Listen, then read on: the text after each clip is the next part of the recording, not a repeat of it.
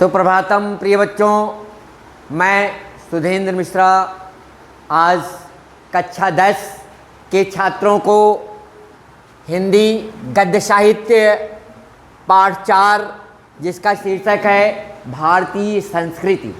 भारतीय संस्कृति का अर्थ है भारतीय सभ्यता, जिसके लेखक श्री डॉक्टर राजेंद्र प्रसाद जी हैं। डॉक्टर राजेंद्र प्रसाद जो कि हमारे देश के प्रथम राष्ट्रपति भी रह चुके हैं, उनके द्वारा यह पाठ लिखा गया है।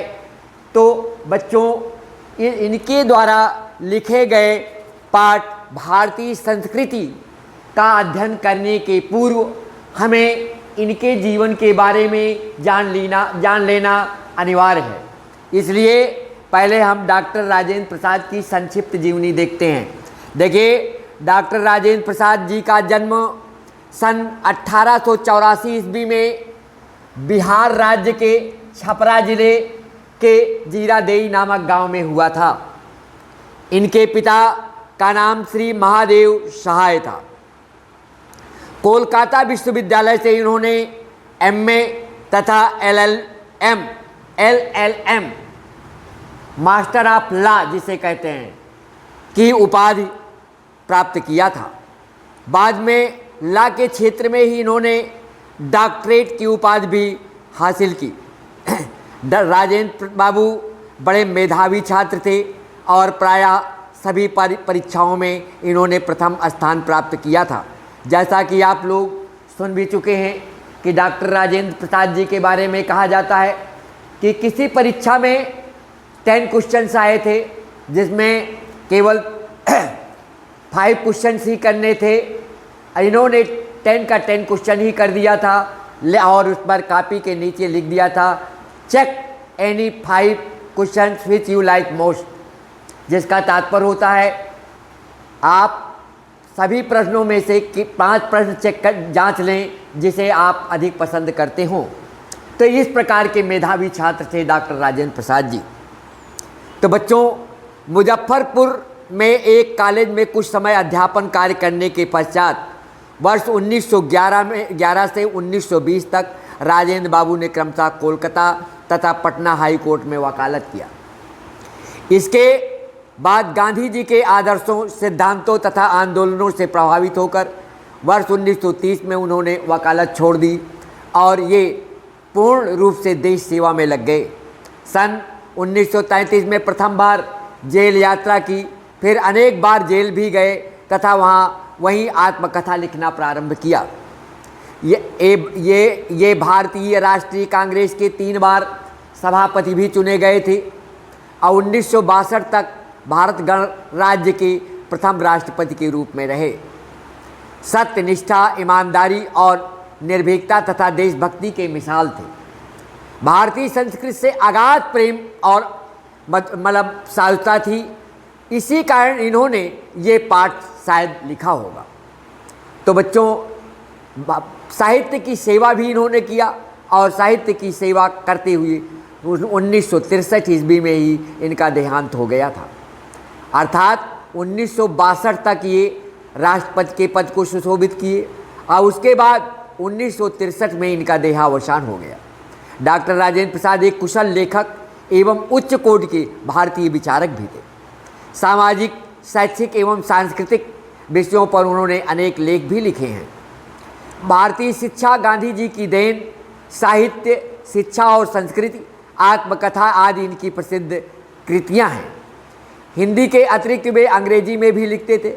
उनके भाषण भी प्रकाशित हुए हैं, जिनमें विचारों की क्रमबद्धता और स्पष्टता, भाषा की सरलता और स्वाभाविकता दिखाई पड़ती है। डॉक्टर राजेंद्र प्रसाद सदैव सरल और सुबोध भाषा के पक्षपाती रहे। इनकी भाषा व्यवहारिक रही है, इसलिए इनमें संस्कृत, उर्दू, अंग्रेजी आदि भाषाओं के शब्दों के समुचित प्रयोग हुए हैं। भारतीय संस्कृत डॉक्टर राजेंद्र प्रसाद के एक भाषण का अंश है, जिसमें उन्होंने भारतीय सभ्यता के बारे में भाषण दिया था। एकता और समानता, चरित्र और आत्मकथा, सामाजिक समानता और आर्थिक संपन्नता, नैतिक शक्ति से विज्ञान का उपयोग, और सेवा भाव हमारी संस्कृति के मूल तत्व हैं। इनके लेख में ये देखने को मिलता है। भारतीय विभिन्न भाषाओं, जातियों एवं धर्मों की मड़ियों को एक सूत्र में पिरो कर रखने वाली हमारी भारतीय संस्कृति विशिष्ट है। डॉक्टर राजेंद्र प्रसाद सादा जीवन और उच्च विचार में विश्वास रखते थे, इसीलिए वे हमेशा सादे पोशाक में ही जीवन यापन किए और यहाँ तक कि विदेश भी जाते थे तो भारतीय परंपरा और भारतीय संस्कृति को उन्होंने नहीं छोड़ा। इसीलिए डॉक्टर राजेंद्र प्रसाद का नाम इतिहास में स्वर्णिम अक्षरों में लिखा गया है। तो बच्चों, डॉक्टर राजेंद्र प्रसाद के व्यक्तित्व की भांति इनकी भाषा भी अत्यंत सरल है, जिसमें सरसता देखने को मिलती है। तो आइए हम इनके द्वारा लिखित पाठ भारतीय संस्कृति पढ़ें। जैसा कि मैंने भारतीय संस्कृति का अर्थ आपको बताया कि भारतीय सभ्यता ये संस्कृति है, संस्कृत नहीं है। संस्कृत विषय होता है और संस्कृति सभ्यता होती है, जिसे आप लोग कल्चर कहते हैं। कोई विदेशी जो भारत से बिल्कुल अपरिचित हो, एक छोर से दूसरे छोर तक सफ़र करे, कोई विदेशी जो भारत से बिल्कुल अपरिचित हो, भारत के बारे में कुछ भी ना जानता हो और एक किनारे से दूसरे किनारे तक इस भारत की यात्रा करे, तो उसको इस देश में इतनी विभिन्नताएं देखने में आएंगी कि वह क्या उठेगा कि यह एक देश नहीं बल्कि कई देशों का एक समूह है। अर्थात यहाँ भिन्नताएं दिखाई पड़ती हैं, लेकिन भिन्नताएं होते हुए भी एकता दिखाई देती है, जो एक दूसरे से बहुत बातों में और विशेष करके ऐसी बातों में जो आसानी से आंखों के सामने आती हैं बिल्कुल भिन्न है। कहने का तात्पर्य यह है कि सब कुछ भिन्न दिखाई पड़ता है। प्राकृतिक विभिन्नताएं भी इतनी और इतने प्रकार की और इतनी गहरी नज़र आएंगी जो किसी भी एक महाद्वीप के अंदर ही नज़र आ सकती हैं। एक महाद्वीप के अंदर हजारों विभिन्नताएं देखने को मिलती हैं। हिमालय की बर्फ़ से ढकी हुई पहाड़ियाँ एक छोर पर मिलेंगी और जैसे जैसे वह दक्षिण की ओर बढ़ेगा, गंगा, यमुना, ब्रह्मपुत्र से प्लावित समतलों को छोड़कर, प्लावित का मतलब होता है गंगा, यमुना और सरस्वती जब अपने द्वारा छोड़ी गए जल को प्लावित करती हैं तो उससे ज़मीन जो है कहीं कहीं समतल भी हो जाती है। फिर विंध्य पर्वत आ जाइए, अरावली, सतपुड़ा, सह्याद्री, नीलगिरी की श्रेणियों, जो पर्वत श्रेणियाँ हैं, के बीच समतल हिस्से रंग बिरंगे देखने में आएंगे। पश्चिम से पूर्व तक जाने में भी उसे इसकी विभिन्नताएं देखने को मिलेंगी। हिमालय की सर्दी के साथ साथ जो साल में कभी भी मनुष्य को गर्म कपड़ों से और आग से छुटकारा नहीं देती, अर्थात हिमालय पर हमेशा बर्फ़ गिरती रहती है, जिसके कारण वहाँ के लोगों को हमेशा गर्म कपड़े ही पहनने पड़ते हैं और आग का ही सहारा लेना पड़ता है। तो कहने का तात्पर्य यह है कि वहाँ कपड़ों से और आग से छुटकारा कभी नहीं मिलता है।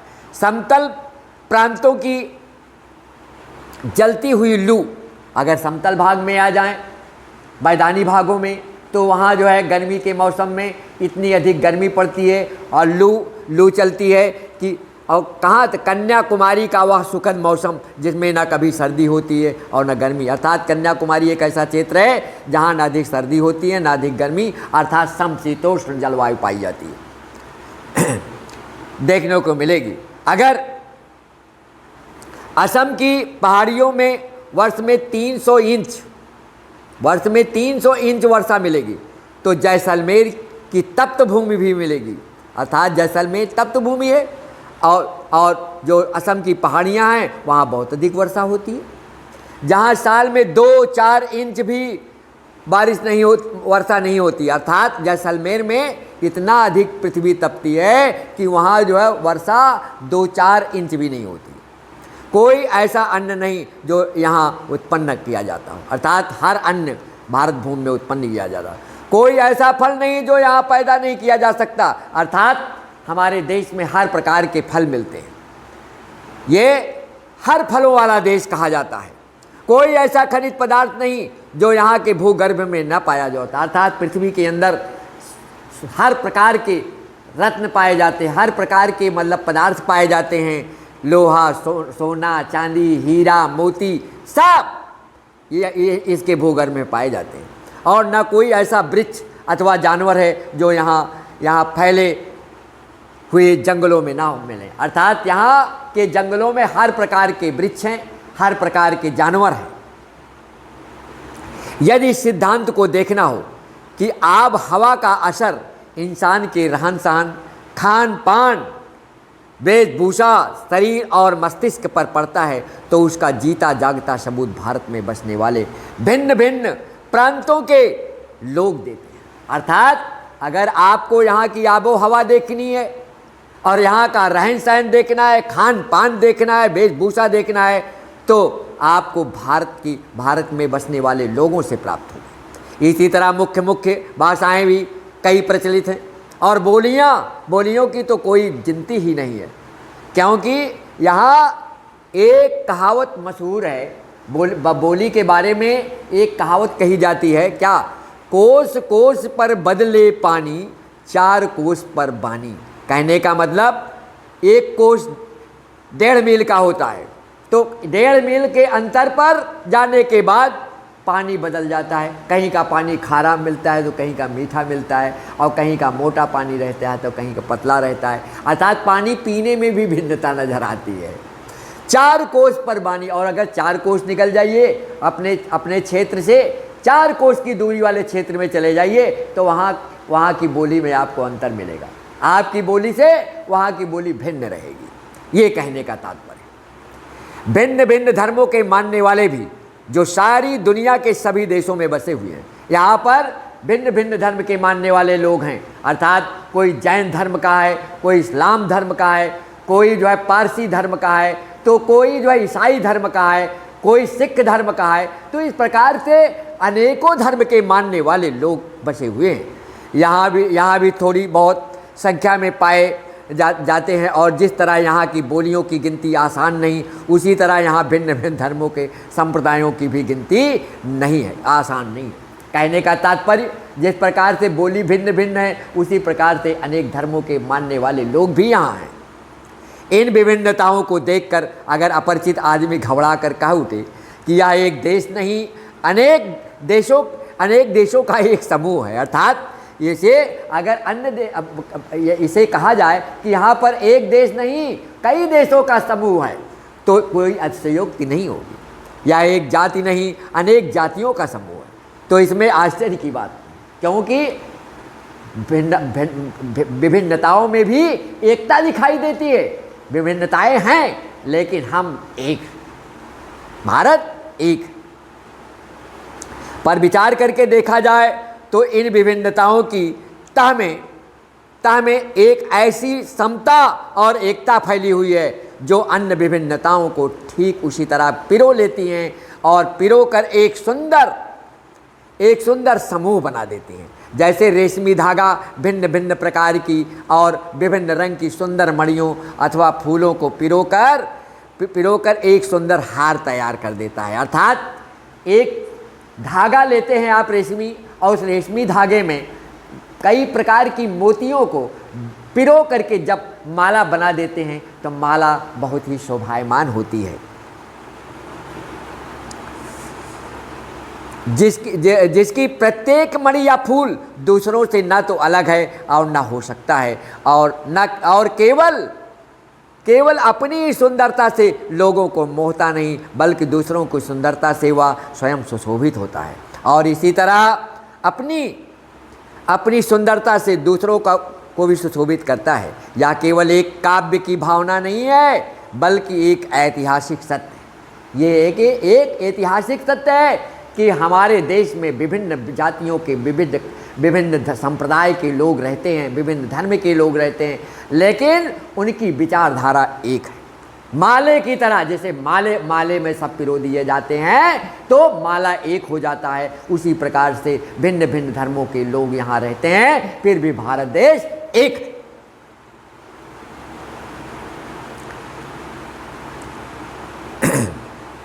हजारों वर्षों से अलग अलग अस्तित्व रखते हुए अनेक जलप्रपात जब गिरता हुआ जलप्रपात और प्रवाहों का संगम स्थल बनकर एक प्रकांड प्रकांड और प्रगाढ़ समुद्र के रूप में भारत में व्याप्त है।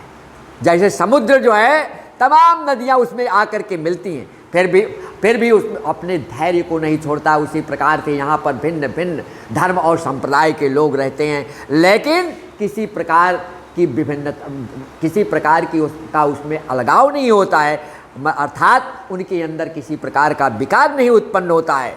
जैसे समुद्र में किसी प्रकार का विकार नहीं उत्पन्न होता है, सारी नदियाँ आकर के उसमें मिलती हैं, जिसे भारतीय संस्कृति का नाम दे सकते हैं। भारतीय संस्कृति विभिन्नताओं से बिल्कुल भरी है, लेकिन इतना कुछ होते हुए भी इसकी संस्कृति में किसी प्रकार का परिवर्तन नहीं हुआ। जैसे समुद्र में तमाम नदियां जाती हैं, लेकिन समुद्र में किसी प्रकार का परिवर्तन नहीं होता है। इन अलग अलग नदियों के उद्गम भिन्न भिन्न हो सकते हैं और रहे हैं। नदियों का उद्गम स्थान भिन्न भिन्न है। कोई हिमालय से निकल रही है, तो कोई हिमाद्री से निकल रही है, तो कोई मतलब जो है फलास जगह से निकल रही है। इसी प्रकार से तमाम स्थानों से मतलब नदियाँ निकल करके, लेकिन जाती कहाँ है? एक स्थान पर था, समुद्र में ही जाकर समाहित होते हैं।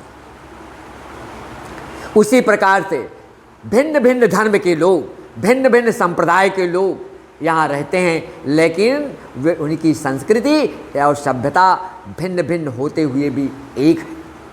इनकी धाराएं भी अलग अलग नहीं वही हैं और प्रदेश के अनुसार भिन्न भिन्न प्रकार के अन्न और फल फूल पैदा करती नहीं। अर्थात नदियों का जो जल है उससे भिन्न भिन्न प्रकार के अन्न भी पैदा होते हैं, फल फूल पैदा होते हैं, पर सब में एक ही शुद्ध, सुंदर, स्वस्थ और शीतल जल बहता रहा है। हमेशा नदियों का जो जल है वो शीतल रहा है, और जो उद्गम और संगम में एक ही हो जाता है। जहाँ पर ये मिलती हैं वहाँ पर जाकर के एक हो जाता है, इन पे कोई भिन्नता नहीं आती। उसी प्रकार से हम जो है अलग अलग वेशभूषा वाले हैं, अलग अलग संस्कृति वाले हैं, अलग अलग मतलब जो है बोली वाले हैं, लेकिन फिर भी जब हम एक होते हैं तो हमारा संगम होता है, तो हम एक जैसे दिखाई देते हैं। आज हम इसी निर्मल, शुद्ध, शीतल और स्वस्थ अमृत की तलाश में हैं, और हमारी इच्छा और अभिलाषा, प्रयत्न यह है कि वह इन सभी अलग अलग बहती हुई नदियों में अभी भी उसी तरह बहता रहे और इनको वह अमर तत्व देता रहे। जमाने के हजारों थपेड़ों को बर्दाश्त करता हुआ भी आज हमारे अस्तित्व को कायम रखे हुए है और रखेगा। जैसा कि हमारे कवि इकबाल कह गए हैं। कवि इकबाल का क्या कहना है देखिए, कहते हैं, बाकी मगर है अब तक नामो निशा हमारा, कुछ बात है कि हस्ती मिटती नहीं हमारी। सदियों रहा है दुश्मन दौरे जमा हमारा। यह एक नैतिक और आध्यात्मिक स्रोत है। कहने का तात्पर्य यह एक हमारा आध्यात्मिक स्रोत है जो अनंत काल से प्रत्यक्ष या अप्रत्यक्ष रूप से संपूर्ण देश में बहता रहा है और कभी कभी मूर्त रूप होकर हमारे सामने आता रहा है। यह हमारा सौभाग्य रहा है कि हमने ऐसे ही मूर्त रूप को अपने बीच चलते फिरते, हंसते रोते भी देखा है, और जिसने अमरत्व की याद दिलाकर हमारी सूखी हड्डियों में नई मज्जा डाल हमारे मृत प्राय हमारे मृतक शरीर को फिर से प्राण फूंके और मुरझाए हुए दिलों को फिर से खिला दिया। यह अमरत्व सत्य और अहिंसा का है, जो केवल इसी देश के लिए नहीं, आज मानव मात्र के जीवन के लिए अत्यंत आवश्यक हो गया है। हम इस देश में प्रजातंत्र की स्थापना कर चुके हैं, जिसका अर्थ है व्यक्ति की पूर्ण स्वतंत्रता।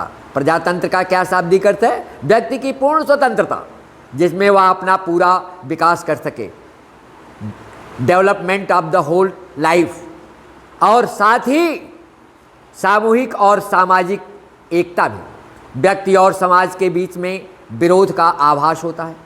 व्यक्ति अपनी उन्नति और विकास चाहता है, और यदि एक की उन्नति और विकास दूसरे की उन्नति और विकास में बाधक हो, अर्थात एक की उन्नति दूसरे की उन्नति में अगर बाधक हो, तो संघर्ष पैदा होता है। और यह संघर्ष तभी दूर हो सकता है जब सबके विकास के पथ अहिंसा के, अहिंसा, हिंसावादी ना हो, अहिंसावादी हमारी सारी संस्कृति का मूलाधार, मूलधन आधार, मूल आधार, हमारी सारी संस्कृति का मूलाधार इसी अहिंसा तत्व पर स्थापित रहा है। जहाँ जहाँ हमारे नैतिक सिद्धांतों का वर्णन आया है, अहिंसा को ही उनमें मुख्य स्थान दिया गया है। अहिंसा का दूसरा नाम या दूसरा रूप त्याग है और हिंसा का दूसरा रूप या दूसरा नाम स्वार्थ है, जो प्रायः भोग के रूप में हमारे सामने आता है। पर हमारी सभ्यता ने तो भोग भी त्याग से ही निकाला है, अर्थात भोग भी त्याग से ही मिलता है और भोग भी त्याग में ही पाया जाता है। श्रुति कहती है तेन त्यक्तेन भुंजीथाः, इसी के द्वारा हम व्यक्ति के बीच का विरोध, व्यक्ति और समाज के बीच का विरोध, समाज और समाज के बीच का विरोध, देश और देश के बीच के विरोध को मिटाना चाहते हैं।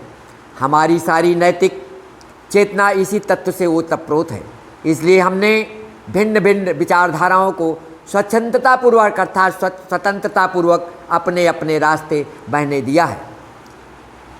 भिन्न भिन्न धर्मों और संप्रदायों को स्वतंत्रतापूर्वक पनपने, अर्थात हमने उनको स्वतंत्रता दिया कि भाई कोई भी धर्म कोई मान सकता है और भिन्न भिन्न भाषाओं को बोल सकता है और इन भाषाओं को विकसित किया और प्रस्फुटित होने दिया।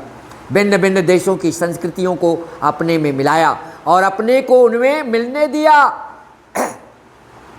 देश तथा विदेश में एक सूत्रता तलवार के जोर से नहीं बल्कि प्रेम और सौहार्द से स्थापित किया।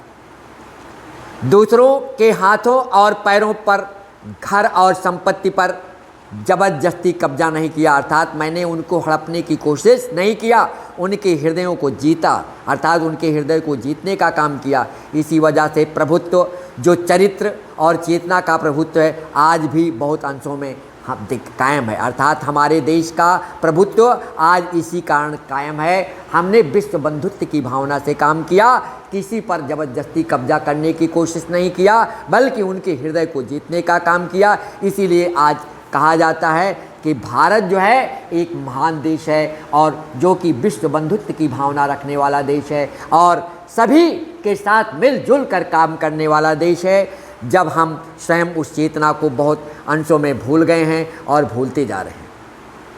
वैज्ञानिक और औद्योगिक विकास के उद्दंड परिणामों से अपने को सुरक्षित रखकर हम उनका उपयोग अपनी रीति से किस प्रकार करें, और रीति माने तरीका, इस बारे में दो बातों का हमें बराबर ध्यान रखना है।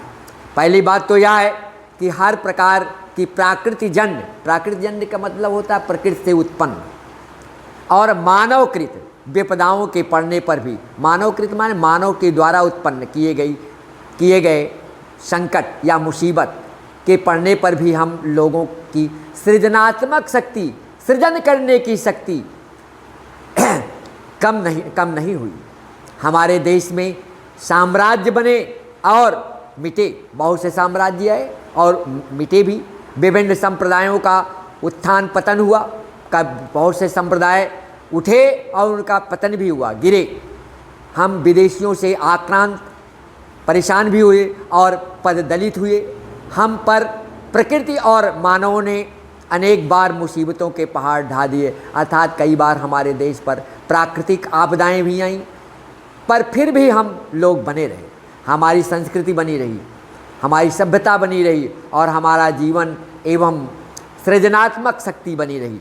हम अपने दुर्दिनों माने खराब दिनों में भी ऐसे मनीषियों माने विद्वानों और कर्मयोगियों, जो कर्म करने वाले वीर थे, को पैदा कर सके, जो संसार के इतिहास की किसी युग में अत्यंत उच्च आसन के अधिकारी होते। अपनी दास्ता के दिनों में, दास्ता माने गुलामी के दिनों में, हमने गांधी जैसे कर्मठ, धर्मनिष्ठ और क्रांतिकारी को, रविंद्र जैसे मनीषी कवि को, मनीषी माने विद्वान कवि को, और अरविंद तथा रमण महर्षि जैसे योगियों को पैदा किया। अर्थात यहाँ पर एक से एक कर्मठ वीर, एक से एक धर्मनिष्ठ क्रांतिकारी और रविंद्र और मनीषी जैसे कवि, अरविंद तथा रमण जैसे महर्षि को पैदा किया हमारे देश ने। और उन्हीं दिनों में हमने ऐसे अनेक उद्भट विद्वान वैज्ञानिक पैदा किए जिनका सिक्का संसार मानता है। जिन हालातों में पढ़कर संसार की प्रसिद्ध जातियां मिट गईं, उनमें हम न केवल जीवित ही रहे वरन अपने आध्यात्मिक और बौद्धिक गौरव को बनाए रख सके। उसका कारण यही है कि हमारी सामूहिक चेतना ऐसे नैतिक आधार पर ठहरी हुई है जो पहाड़ों से भी मजबूत है। अर्थात हमारी संस्कृति, हमारी नैतिकता पहाड़ों से भी अधिक मजबूत है, जिसको कोई डिगा नहीं सका। समुद्रों से भी गहरी है, समुद्र से भी ज़्यादा गहरी, और आकाश से भी अधिक व्यापक। जितना आकाश फैला हुआ है उससे भी कहीं अधिक हमारी सभ्यता फैली हुई है। दूसरी बात जो इस संबंध में विचारणीय है वह यह है कि संस्कृति अथवा सामूहिक चेतना ही हमारे देश का प्राण है। इसी नैतिक चेतना के सूत्र से हमारे नगर और ग्राम, अर्थात जो शहर और गांव हैं, हमारे प्रदेश और संप्रदाय हैं, हमारे विभिन्न वर्ग और जातियां आपस में बंधी हुई, अर्थात एकता के सूत्र में पिरोई हुई हैं। जहां उनमें और सब तरह की विभिन्नताएं हैं, वहाँ उन सब में एकता भी। इसी बात को ठीक तरह से पहचान लेने से बापू ने जनसाधारण को, अर्थात महात्मा गांधी ने जनसाधारण को बुद्धिजीवियों के नेतृत्व में क्रांति करने के लिए, तत्पर करने के लिए इसी नैतिक चेतना का सहारा लिया था। अहिंसा, सेवा और त्याग की बातों से जनसाधारण का हृदय इसीलिए आंदोलित होता, क्योंकि उन्हीं से तो वह शताब्दियों से प्रभावित और प्रेरित रहा। जनसाधारण के हृदय में उनकी धड़कती चेतना को क्रांति की शक्ति बनाने में ही बापू की दूरदर्शिता थी और इसी में उनकी सफलता थी। मैं तो यही समझता हूँ कि यदि हमें अपने समाज और देश में उन सब अन्यायों और अत्याचारों की पुनरावृत्ति नहीं करनी है, मतलब पुनः नहीं आने देना है, जिसके द्वारा आज के सारे संघर्ष उत्पन्न होते हैं, तो हमें अपनी ऐतिहासिक नैतिक चेतना या संस्कृति के आधार पर ही अपनी आर्थिक व्यवस्था बनानी चाहिए। अगर हमको अपनी सभ्यता कायम करनी है और तो हमें उन्हीं ऐतिहासिक चेतना पर कायम रखना होगा। आर्थिक उसके पीछे व्यक्तिक लाभ और भोग की भावना प्रधान न होकर व्यक्तिक त्याग और सामाजिक कल्याण की भावना ही प्रधान होनी चाहिए। हमारे प्रत्येक देशवासी को अपने सारे आर्थिक व्यापार उसी भावना से प्रेरित होकर करने चाहिए। व्यक्तिक स्वार्थों और स्वत्वों पर जोर न देकर व्यक्तिक कर्तव्य और सेवा निष्ठा पर जोर देना चाहिए और हमारी प्रत्येक कार्यवाही इसी तराजू पर तौली जानी चाहिए। किस तराजू पर तौली जानी चाहिए? जो हमारी संस्कृति है, हमारे जो नैतिक मूल्य हैं, उस पर तौला जाना चाहिए।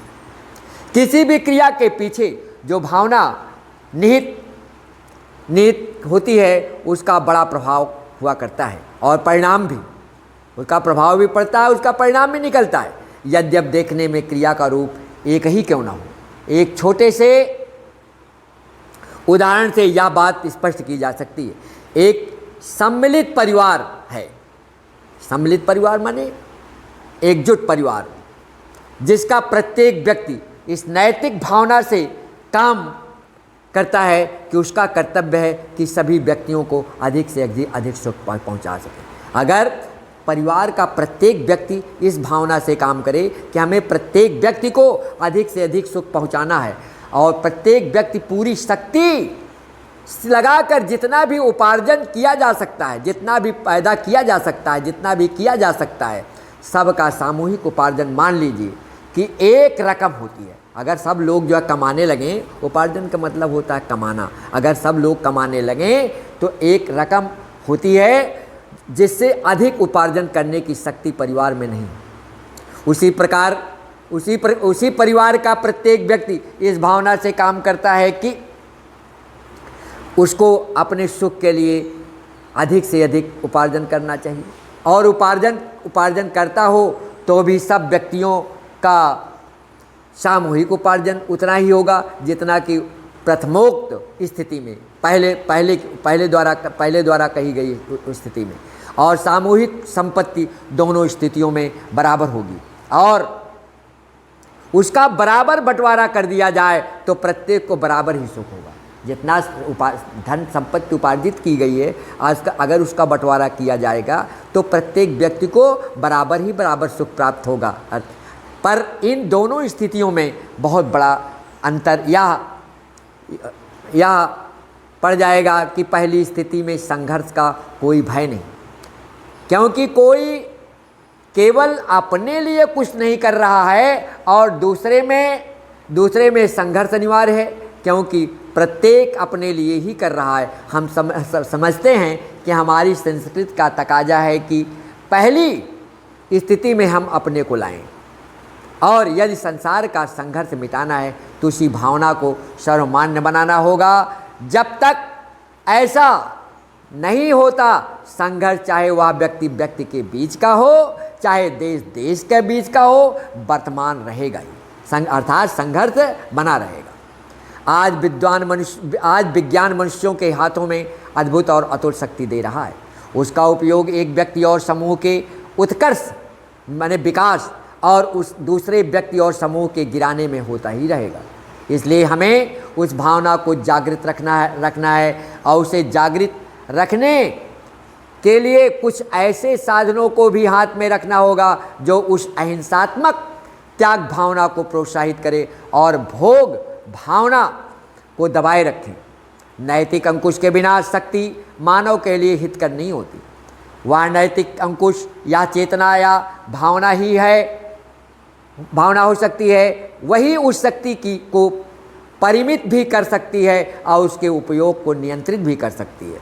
वर्तमान युग में भारतीय संस्कृति के समन्वय के प्रश्न के अतिरिक्त यह बात भी विचारणीय है कि भारत की प्रत्येक प्रादेशिक भाषा की सुंदर और आनंद प्रकृतियों का स्वाद भारत के अन्य प्रदेशों के लोगों को कैसे चखाया जाए। मैं समझता हूँ कि इस बारे में दो बातें विचारणी हैं। राजेंद्र प्रसाद जी के कहने का तात्पर्य है कि इसके बारे में दो बातें हैं। क्या इस संबंध में यह उचित नहीं होगा कि प्रत्येक भाषा की साहित्यिक संस्थाएं उस भाषा की कृतियों को संघलिपि अर्थात देवनागरी में ही छपवाने का आयोजन करें, अर्थात हिंदी में छपवाएं। मुझे विश्वास है कि कम से कम जहाँ तक उत्तर की भाषाओं का संबंध है, यदि वे सब अपनी कृतियों को देवनागरी में ही छपवाने लगें, अर्थात जहाँ हम लोग रह रहे हैं ये उत्तर प्रदेश उत्तरी भारत में ही है, तो यहाँ उत्तरी भारत के लोग यदि अपनी जो है सारी कृतियों को देवनागरी अर्थात हिंदी में छपवाने लगें तो उनका स्वाद लगभग सारे उत्तर भारत में लोग आसानी से ले सकेंगे, अर्थात उसको समझ सकेंगे। क्योंकि इन सब भाषाओं में इतना साम्य है कि एक भाषा का अच्छा ज्ञाता दूसरी भाषाओं की कृतियों को स्वल्प माने थोड़ा सा परिश्रम से समझ जाएगा। अगर थोड़ा ही परिश्रम कर ले, थोड़ा दिमाग लगा दे तो समझ लेगा। कहने का तात्पर्य कि हिंदी भाषा एक ऐसी भाषा है जहाँ हम रहते हैं, उससे परिचित रहते हैं और अच्छी तरह से उस भाषा को समझ सकते हैं। दूसरी बात यह है कि ऐसी संस्था की स्थापना की जाए जो इन सब भाषाओं में आदान प्रदान का सिलसिला अनुवाद द्वारा आरंभ कर सके। डॉक्टर राजेंद्र प्रसाद जी का कहने का तात्पर्य है कि अनुवाद प्रक्रिया के द्वारा भी उनको समझाया जा सकता है।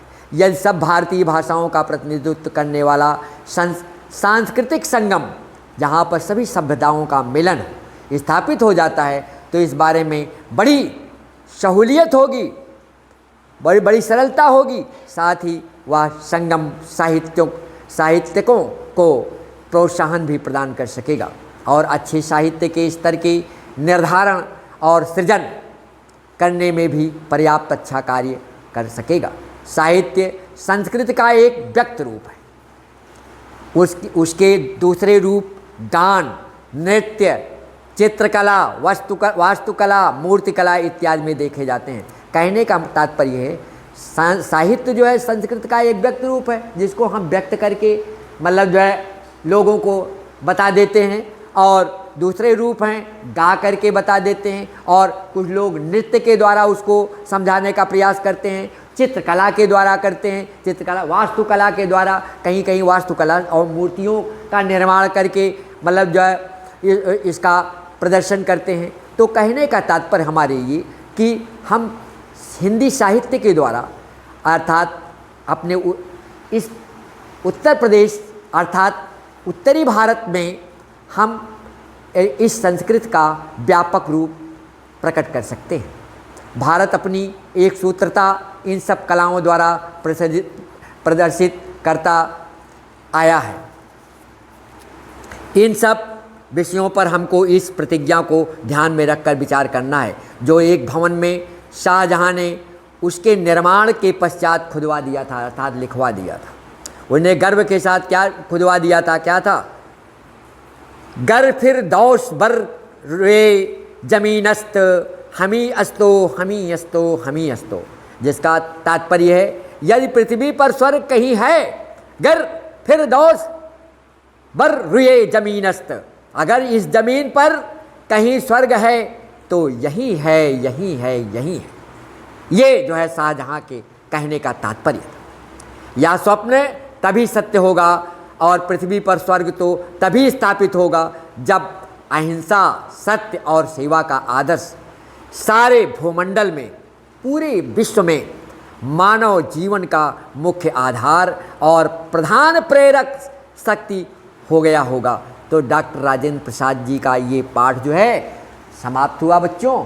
यदि इसमें किसी प्रकार की आपको दिक्कत हुई होगी या कहीं समझने में दिक्कत हुई होगी तो आप हमारे विद्यालय के व्हाट्सएप नंबर 8576879375 पर संपर्क स्थापित करके अपनी समस्या का समाधान कीजिएगा। Thank you to all of you very much.